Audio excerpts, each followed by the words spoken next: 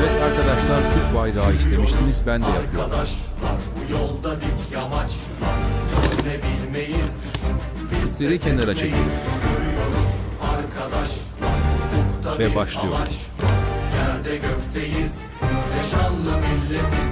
Düşmanız esarete, önderinle karşıyız. Mavi gözlerin gibi biz bu yurda aşığız. Duysun cihan, duysun biz, duysun bizim bu gökdeniz. Parla hilal ve yıldızım, parla beyaz ve kırmızım. Türk'ün yolu Cumhuriyet, parla 100 yaşındasın. Son parça. Parla hilal ve yıldızım, Ve bitti, sizce nasıl oldu? Abone olmayı ve like atmayı unutmayın. Ve hareketi yapmadan videoyu bitirmeyin.